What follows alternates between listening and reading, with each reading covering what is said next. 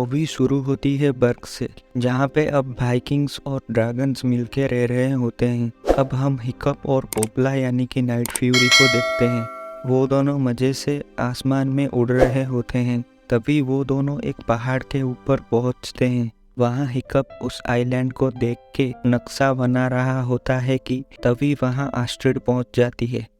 फिर वो दोनों एक जंगल से आग निकलते हुए देखते हैं और जब वो वहाँ जाते हैं तो एस्ट्रिड और उसके ड्रैगन को एरिट नाम के एक बंदा और उसकी टोली पकड़ लेती है। फिर एरिट उन्हें कहता है कि वो उनके ड्रैगन्स लेके ड्रैगो के हवाले कर देगा, जो कि सारे ड्रैगन्स को अपना गुलाम बनाना चाहता है। पर हिकअप और एस्ट्रिड वहाँ से बच के निकल जाते हैं। फिर हिकअप घर जाके अपने पिता यानी कि स्टोइक को ड्रैगो के बारे में बताता है। ये सुन के स्टोइक हैरान हो जाता है और सारे ड्रैगन्स को गुफा के अंदर बंद करने को कहता है। जब हिकअप उससे पूछता है तो स्टोइक कहता है कि कई सालों पहले वाइकिंग्स का एक सम्मेलन चल रहा था। वहाँ ड्रैगो आके सभी को अपना गुलाम बनने को कहता है। जब कोई उसकी बात नहीं माना तो उसने ड्रैगन्स के जरिए सब वाइकिंग्स को जला डाला और सिर्फ स्टोइक ही वहाँ से बच के निकल सका। पर हिकअप स्टोइक की बात नहीं मानता और वहाँ से चला जाता है और एस्ट्रिड भी उसके पीछे चली जाती है। वो दोनों एरिट के जहाज पे जाते हैं और उन्हें ड्रैगो के पास ले जाने को कहते हैं। तभी वहाँ हिकअप के दोस्त और स्टोइक और गोबर आ जाते हैं। गोबर यानी कि स्टोइक का दोस्त। अब हिकअप स्टोइक को कहता है कि वो ड्रैगो को समझा सकता है, पर स्टोइक उसको मना करता है। फिर हिकअप पोपला के साथ वहाँ से चला जाता है। अब आसमान में उड़ते हुए वो एक मुखौटे वाले आदमी को देखता है, जो कि एक ड्रैगन के ऊपर खड़ा था।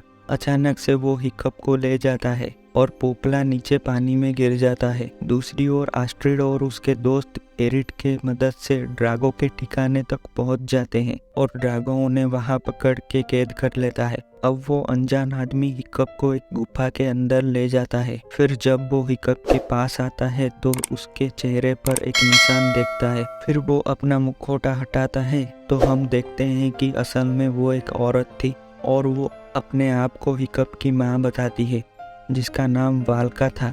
ये सुन के हिकअप हैरान हो जाता है। वो कहती है कि 20 साल पहले ड्रैगन्स उसे यहाँ ले आए थे, तभी से वो यहाँ पे इनकी हिफाजत कर रही है। अब वो हिकअप को गुफा के और अंदर लेके जाती है। वहाँ और भी बहुत सारे ड्रैगन्स होते हैं और वहाँ ड्रैगन्स का राजा अल्फा ड्रैगन भी होता है, जो कि बहुत बड़ा होता है और वो सब ड्रैगन्स को अपने बस में कर सकता है। फिर स्टोइक और गोबर हिकअप को ढूंढते हुए वहाँ पहुँचते हैं।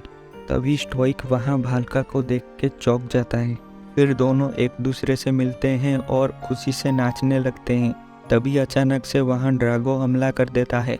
वाल्का और बाकी सब अपने ड्रैगन्स के साथ उनसे मुकाबला करते हैं। हिकअप के दोस्त भी ड्रैगो के चंगुल से आज़ाद हो जाते हैं। अब वाल्का अल्फा ड्रैगन को वहाँ बुलाती है तो ड्रैगो भी अपने अल्फा ड्रैगन को बुलाता है। दोनों अल्फा ड्रैगन्स के बीच लड़ाई होती है और ड्रैगो का अल्फा अच्छे वाले अल्फा को मार देता है। फिर बहुत सारे ड्रैगन्स को अपने बस में कर लेता है। फिर ड्रैगो वाल्का को मारने के लिए अल्फा को भेजता है और हिकअप आके ड्रैगो को समझाने लगता है, पर ड्रैगो अल्फा के जरिए पोपला यानी कि नाइट फ्यूरी को बस में कर लेता है और उसको हिकअप को मारने के लिए कहता है। पोपला हिकअप के ऊपर हमला करने जाता है कि उसके सामने स्टोइक आ जाता है और वो वहीं पे मर जाता है। फिर हिकअप गुस्से में आके पोपला को वहाँ से जाने के लिए कहता है। अब ड्रैगो अल्फा के जरिए सारे ड्रैगन्स को बस में करके वहाँ से बर्ग की ओर जाता है और बर्ग पे हमला कर देता है। वहाँ हिकअप और बाकी सब स्टोइक के शरीर को आग लगा के उसे श्रद्धांजलि देते हैं। अब हिकअप और बाकी सब छोटे ड्रैगन्स पे बैठ के बर्ग जाते हैं। छोटे ड्रैगन्स को कोई भी अपने बस में नहीं कर सकता था, क्योंकि वो बच्चे थे और बच्चे किसी की बात नहीं सुनते। अब वो सब बर्ग पहुँचते हैं। हिकअप के दोस्त अल्फा का ध्यान भटकाते हैं और हिकअप पोपला को अल्फा के बस में से आज़ाद करवा देता है। अब वो दोनों मिलके अल्फा से लड़ते हैं। तभी ड्रैगो नीचे गिर जाता है।